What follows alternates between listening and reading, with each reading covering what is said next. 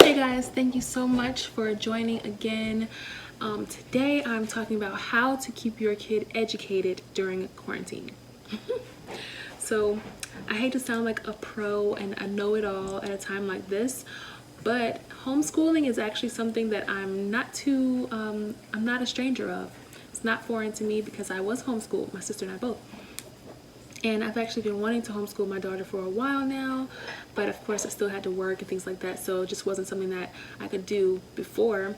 But now is like the most opportune time to do it, so I'm really enjoying it. Things just happen to work out exactly how I needed them. So I'm going to give you some tips on what I've been doing to help keep my daughter educated during quarantine. Stay tuned.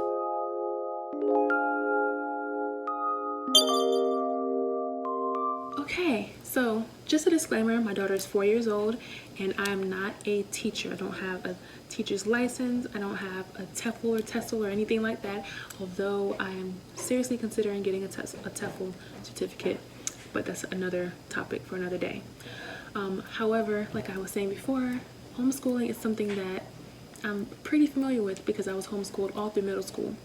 So now that we are all forced to homeschool our children, I just want to give you some of the things that I've been doing that I feel have been helpful so far with educating her. Again, she is 4 years old, so I'm working with pre-K and kindergarten level type stuff, okay? Okay, so the first thing I've been doing has actually been tutoring via Zoom.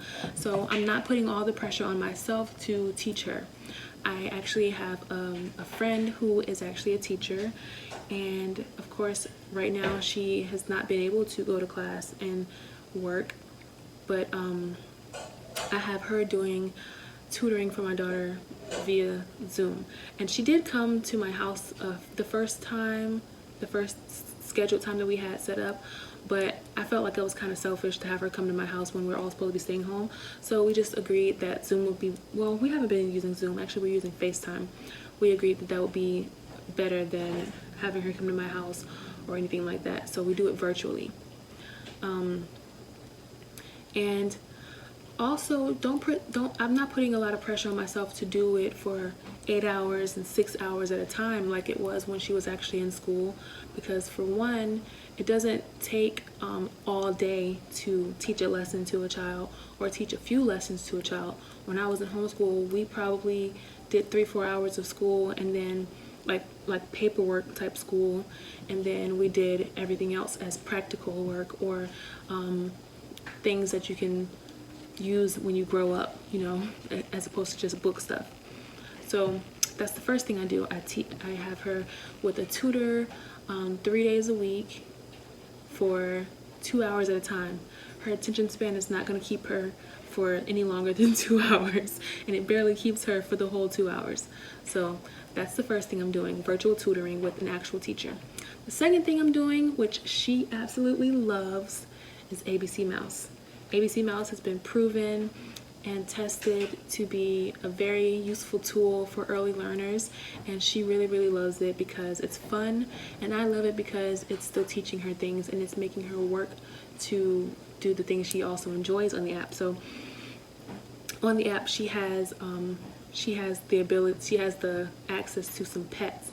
She has a pet I was about to say a mouse. She has a pet turtle, a pet cat, and a pet hamster, and she's working towards a pet dog because that's what she really wants in real life.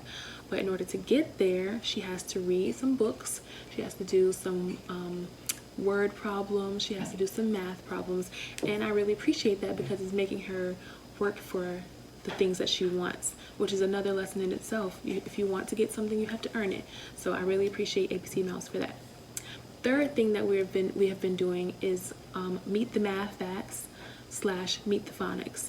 It's on YouTube, it's completely free, and I thought it was crazy because my grandma gave me a DVD. My grandma's a teacher as well. She gave me a DVD of Meet the Math Facts, and you know, I kind of completely forgot how to work the DVD player, but once I turned it on, I realized it was the same thing that we had been watching on YouTube, so it was skipping and everything. I was like, well, let's just go back to YouTube because it's the same thing. But she really enjoys Meet the Math Facts, watching those videos, and Meet the Phonics videos, and we've been watching it for like 2 weeks now, And by the end of last week, she came out of the blue and was like, 3 plus 4 equals 7. I was like, that's right, Amherst, exactly. It sure is. And she's like, 7. And then she was also, she just recites the things that she's been learning out of the blue. Sometimes the other day she also was like 1 plus 8 equals 9. So she's not just learning. Yep, good job, Amherst. So she's not just learning the ones, she's also learning the different numbers, like 2 plus 5 and 3 plus this and 3 plus and 4 plus this and stuff like that. So they actually do have it categorized into different levels, and what I'm trying to do is pace her so that she doesn't go beyond addition and subtraction right now. Eventually we'll get there, and I'll pause it sometimes and just see if she remembers before they actually give her the answer, you know. So I really enjoy having access to Meet the Math Facts and Meet the Phonics. So that's number 3. Number 4 is to print some worksheets. So my printer is down right now. I have to get some more, I have to get another cord for it because it's not a wireless printer. I just got some more ink for it. So instead of printing worksheets, I've just kind of been copying the worksheets on blank computer paper, which I have lots of. This is just part of it. But I have been drawing some of the word problems that are on some worksheets that her tutor uses, so that when she's not on FaceTime with her tutor, she can still do the worksheets that I've given to her. So you can either print them or you can copy them, which is a lot more work, of course, than printing. But if you can print some worksheets, you can go online and find problems. And I still have some of her old homework assignments. It's good to kind of repeat that same stuff because repetition helps, you know, especially with her age. So basically whatever she's been doing for homework, just to keep doing it is another good way to keep her educated.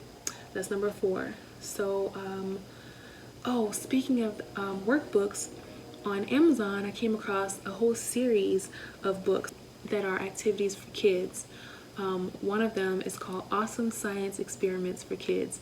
It has 100 plus STEM and STEAM projects and why they work awesome for kids.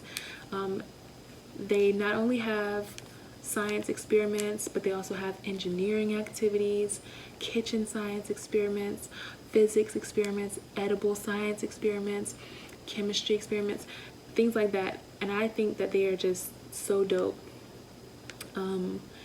And they help keep the kids entertained and highly educated, okay? So yeah, that's another very, very good resource to use. If you're interested in something like that, I will also have the link to that in my description. Okay, that is number 4, workbooks and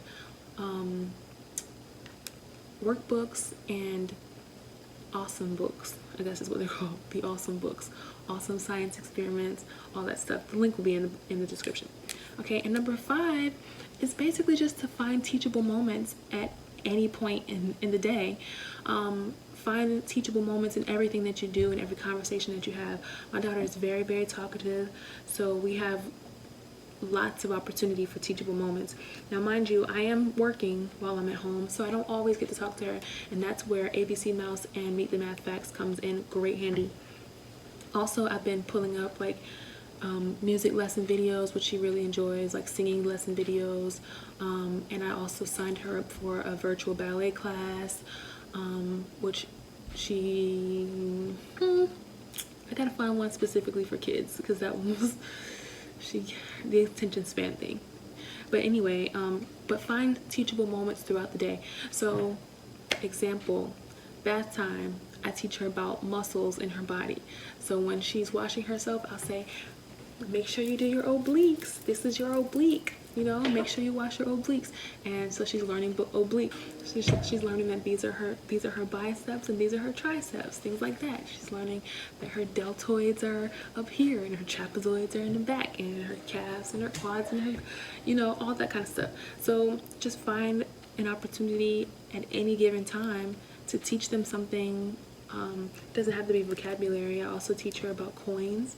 I teach her, she has a little piggy bank that we put the loose change in. So I'm teaching her what the pennies look like, how the nickels and the quarters are different because of the ridges, and the dimes, how much each one is worth. There's videos of that on YouTube as well. And so I just, at every opportunity I can, and kind of just in regular conversation, I'll use big words. She'll ask me what that big word means, and I'll break it down and explain it to her. Those are other good ways to keep the child educated. So I know right now it's a little easy for me because she is 4. So like I said, I'm dealing with early learner type stuff, and very elementary and easy things right now. But if you say your child is taking a chemistry class and you don't remember all the chemistry formulas to be able to go over with them, that's where the tutor will come in. But you can always teach your child a life lesson. You can always teach your child something practical. And one of the things that have been missing in schools is the practical lessons: how to write in cursive, how to count money, how to save money, how to invest money. Things about money in general are not being taught in school. So take advantage of this extra time that you have with your child and teach them something that will be very, very valuable and useful for them. You don't have to worry about SOLs because the SOLs have been canceled. Teach them something they can actually use. So yeah, I hope I was helpful. If so, please make sure you give me a big thumbs up and let me know in the comments how you feel about the things that I've mentioned, if you have anything to add. So if you enjoyed this video, make sure you share it, and I'll talk to you guys in the next one. All right, bye.